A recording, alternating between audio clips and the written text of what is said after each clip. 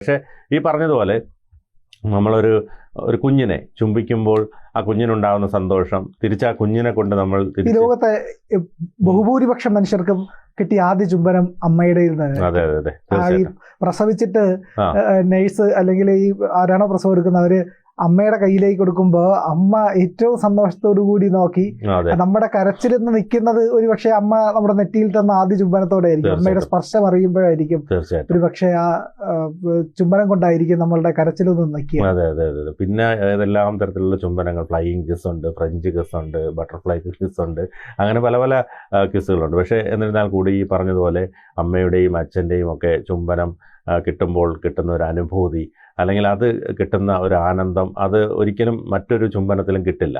സകല ജീവികളും സമസ്ത പ്രപഞ്ചവും പ്രണയിക്കുകയാണല്ലോ. അതെ, അതാണല്ലോ ഈ പറയുന്ന വേദാന്ത ഫിലോസഫിയൊക്കെ എടുത്ത് നോക്കിയാൽ തന്നെ നമുക്ക് അറിയാൻ കഴിയും. ലോകം മൊത്തം എല്ലാം പ്രണയിക്കുകയാണ്. പുരുഷനും പ്രകൃതി എന്നുള്ള സങ്കല്പം തന്നെ അറിയാമല്ലോ എന്താണെന്ന്.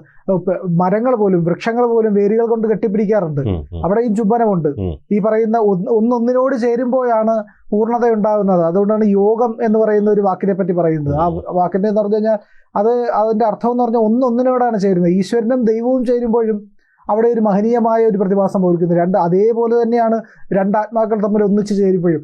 അപ്പൊ ഈ പറയുന്ന ഒത്തുചേരലിനാണ് പ്രാധാന്യം, അകൽച്ചയ്ക്കല്ല എന്നുള്ളത്. അതുകൊണ്ട് എത്രത്തോളം മനുഷ്യർ ചേരുന്നുവോ അവിടെ എല്ലാം വസന്തം ഉണ്ടാകുമെന്ന് പറയുന്ന ഒരു വാക്കുണ്ട്. അതുപോലെയാണ് മനുഷ്യർ ഒന്നായി ചേരുന്നിടത്ത്, മനുഷ്യർ ചുംബിക്കുന്നിടത്ത് വസന്തം തള്ളിയിടുന്നു, വസന്തത്തിന് തുടക്കമാവുകയാണ് ചെയ്യുന്നത്. മനുഷ്യർ എവിടെയെല്ലാം കലഹിക്കുന്നു അവിടെയെല്ലാം വിനാശം ഉണ്ടാകുന്നു എന്ന് പറയുന്നത് പോലെ. അപ്പോൾ ഈ ദിനത്തിന് വളരെയധികം സൗന്ദര്യമുണ്ട് എന്ന് നമുക്ക് കാണാൻ കഴിയും. കൂടുതൽ വാർത്തകളും വിശേഷങ്ങളും നിങ്ങളിലേക്ക് എത്താൻ ABC മലയാളം സബ്സ്ക്രൈബ് ചെയ്യുക, ബെൽ ബട്ടണും അമർത്തുക.